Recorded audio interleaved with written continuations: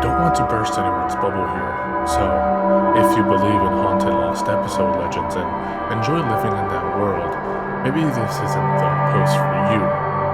Don't get me wrong, I hate when people complain about lack of realism in entertainment. And I think all kids need to believe in Santa and the Tooth Fairy for as long as possible, but this is different.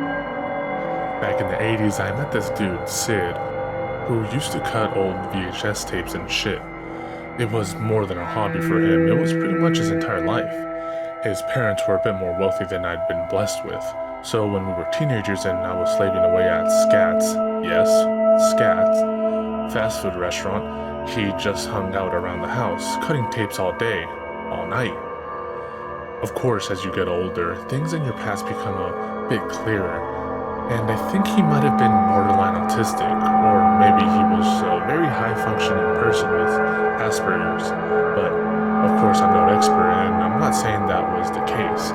It's just the best and quickest way I can think of to explain his personality and this obsession with cutting tapes, cutting tapes, cutting tapes. It started when he saw Old Yeller as a little kid. For whatever reason, his parents let him watch that shit. If you're unfamiliar with it, it's the tale of a boy and his dog. I hope I don't have to announce the spoiler on such an old-ass movie, but in the end, the boy has to shoot the dog because it's rabid. Sid didn't appreciate this. His dad photographed and videotaped weddings, so he showed Sid how to operate some of the machines, and Sid cut out the ending, replacing it with an earlier, happier scene, as if Old Yeller just suddenly got better off screen. He watched the tape obsessively after that, even into his early teens when I'd first met him. He made me watch it once to show how he fixed it, and I could actually picture him as a little boy once he started applauding and cheering his own faux ending.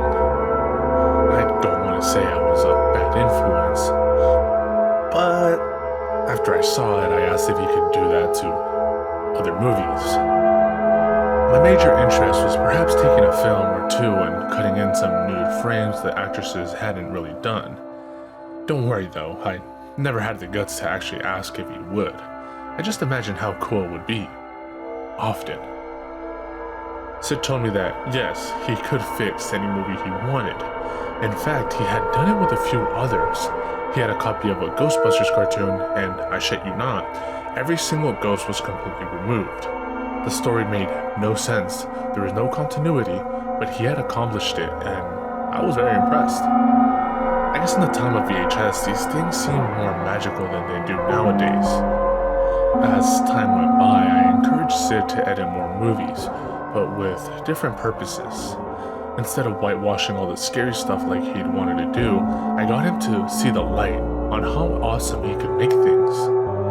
Somewhere out there, this chubby Star Wars nerd from our high school has all 3 original films flawlessly cut together with edited-in effects that would have made George Lucas himself cry out, "Enough meddling." We charged him like $20 for the only copy because we were idiots. Anyway, this went on for a while before I lost most of my interest in it. It was more of a goof for me than it was for him.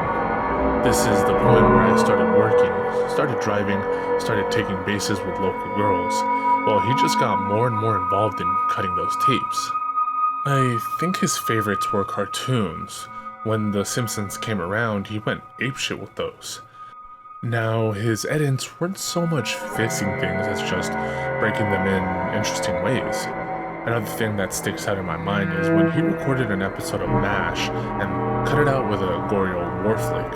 Halfway through his version, the camp gets bombed, soldiers invade, and everyone dies. At the end, he specifically worked in freeze frames of each cast member's face, eyes closed. He had completely reversed his interest and embraced what had once terrified him, scary endings. He seemed to love things like long, drawn-out sequences and terrifying silence. He'd make me be quiet while they played too. You may have heard about this mysterious fellow named Banksy who goes around creating interesting graffiti and whatnot. At one point, he went into a music store and replaced some Paris Hilton CDs with his own face. Banksy had nothing on Sid.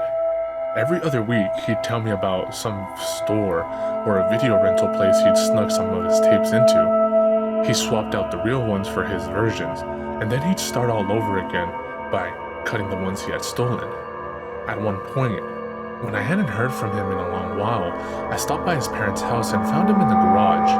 He set up his own little movie studio in there, complete with a drawing board. He was actually animating entirely new content. All at once, I was both blown away by his artistic skill I'd never seen before, and very concerned about when this guy was going to come out of the dark and start acting normal like me. He barely looked up from his drawings as we spoke. I asked him what any kid now in his late teens would ask. What the fuck is wrong with you? Seriously, dude, this is some crazy shit. It's work. I'm working. My work is just as important as anyone else's. Are you even selling these anymore? Or are you just sneaking them into places? How much is this all costing your dad? I don't care. I looked at what he was so fervently illustrating. Is that a headless body? Dancing? Yeah. That's pretty dark, man. I know. That's the point. I don't get it. Those tapes. I thought they were wrong, but for a time I figured out the truth. Which is? The scary stuff is right. The happy endings are the lie. He just kept drawing as I stood there. The silence was disturbing, and in that moment I could smell the BO coming off of him. It wasn't just sweat either. It was a mingling of that and a foul ass and piss-soaked cloth. I hate to say it, but I gave up on him right then.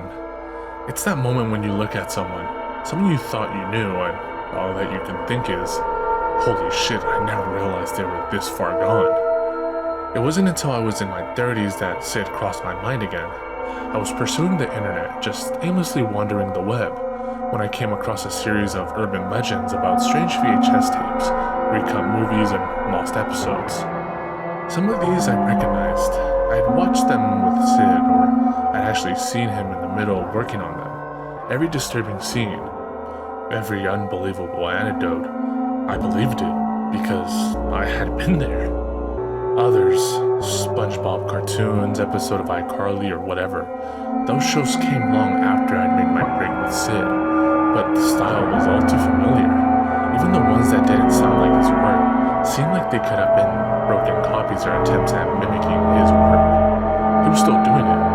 My god, it boggled my mind.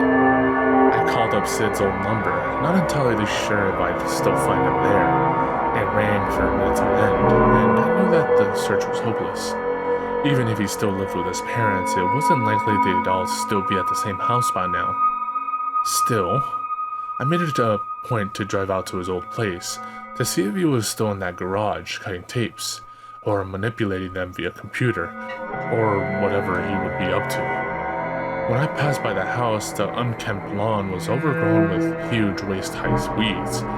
The dilapidated facade of the building, with its peeling paint on the shutters, missing roof tiles, and muck-filled gutters told me no one had lived here for a long time. I saw a note on the door, but couldn't read it from the road.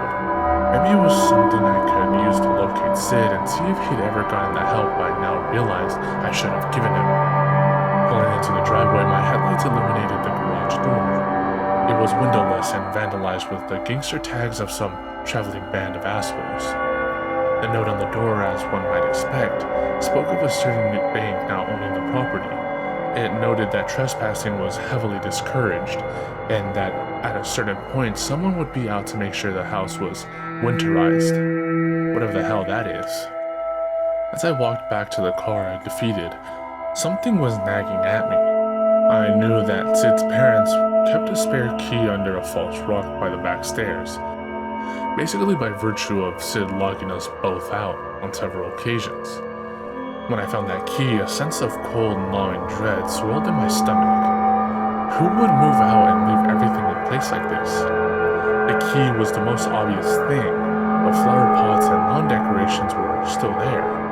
Sid's old, rusted-out Huffy bike was leaning against the house and had created thick, rusty streaks along the aluminum siding. I don't even know what I expected to find, but using the key, I entered the house. The smell was overwhelming. Not a putrid smell, Nothing rotting or decaying, just the smell of... I don't know if this would make any sense to you, but the smell of electricity, like burning dust on a light bulb or a heater giving off a peculiar warm metal odor. That was the least of my concerns, however, as I saw everything just as I had left it. Everything Sid's family owned was frozen in time. The dining room table we'd all sat on many occasions was dust-covered and supported an emaciated dead rat, which had all but turned to dust. The television, that bulky, oversized television set we'd all sat around to watch Sid's tape and laud his creativity, it sat where it had always been, silently displaying a violent bombardment of black and white static. As I moved through the rooms, the sense of panic and discomfort within me only grew. Every fiber of my being was shouting, "Run! Run, you fucking idiot!" Still, I pressed on into Sid's bedroom. It was now empty and in disrepair. His prized action figures and blank videotapes, hundreds of videotapes, stale and water damaged. I almost wanted to call out, to shout, "Sid!" and wait for him to appear as if nothing was out of the ordinary. I went into his parents' bedroom. There, lying in bed, were two motionless bodies. Gone. Gray. Half turned to dust. Just like the rat in the dining room. I could scarcely believe what I was seeing with my own eyes. Not only were two dead bodies slowly dissipating within the confines of this once idyllic suburban household, but nobody had even checked on them. Nobody had discovered this until now. My mind raced. My heart raced. The only thing that wouldn't move were my feet, which remained glued to the spot. Sid, I thought, must have done this. There was no way the two of them would just lie down one night and simultaneously die of natural causes.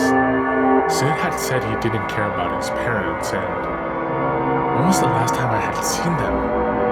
God, I hadn't seen them for days, maybe weeks before the last time I talked to Sid. When I finally left the room, I took out my cell phone and began dialing 911. However, as soon as I lifted it to my head, an ear-splitting shriek of interference nearly caused me to fling the object across the room. I rushed to the kitchen phone, squealing static. I tried the living room phone just to be thorough. Static. It wasn't until I put the receiver back down that I heard it. Music. Faint, barely audible music that I hadn't noticed before. It seemed to be some repeating melody, happy and light, some flutes, maybe a horn section. I followed the peppy tune to the in-house door to the garage. Pressing my ear to the door's sturdy surface, I determined that the music was indeed coming from just beyond. "Sid?" I called out, barely managing to form the name with cold, bloodless lips. "Sid, are you in there? Are you alright?" I tried the door only to find it somehow locked from the other side. It was no matter since one wild kick nearly knocked the rotting wood off of his hinges. "Sid?" I shouted as the dust slowly cleared. Through the haze, I could only see the light of a television screen. Vibrant colors. Blue, green, yellow. Soon I could make out a cartoon playing on the screen.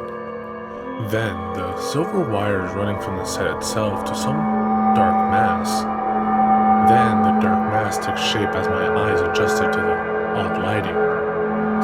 It was Sid, or rather, his body. Not dead nearly as long as his parents, seated in an old office chair. The wires from the television set led directly to his body, eventually disappearing into several old crusted over holes in his leathery flesh. Through a small worm-eating opening in his ribs, I thought I could see more metal inside of him. I walked to Sid's side, holding my hand over my mouth for fear of vomiting. His face was twisted into a hideous, wide grin. His empty eye sockets almost seemed happy, hooded by a pleased brow line. "Hi there," I heard a jarring voice. The voice was upbeat, high-pitched. It sounded almost like Sid, but different. Bubbly, cartoony. I turned to the screen, the green grass, the blue sky, the yellow flowers, and Sid. A perfect caricature of him.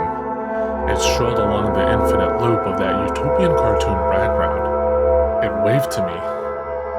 "Sid," I whispered. "Oh God, Sid." The cartoon version of him, turned his attention away from me and continued to merrily stroll across that unending cycle of the same backdrop. He passed a shrub, then passed it again, and again. The same blue bird, chirping happily, flew through the sky in a figure eight. "Sid." I shook my head, unable to comprehend the scenario. I never should have let you leave reality. I thought about what Sid had done to his mom and his dad. I thought about how the bank would come by soon and this would all come to light. I watched Sid walk along for nearly a half hour. Then, I unplugged the set.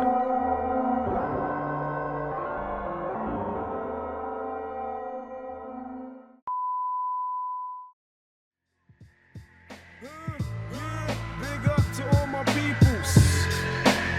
I done dug into my bag of tricks, came up with some different skits. Not your average mafia, I be on some different shit. You know I'm pimping shit that make you use your mind. So if you can fill in the blanks, do it when it's time. Come on. 1, 2, 3, 4, 5, 6, 7. Feel like I'm in hell, but I wish I wasn't. Yeah, you got it, now knock it while I rock it. I stick plugs in the socket and money in my... Yo, I get psychotic when you try to diss my staff. No props for your block, so you could just kiss my...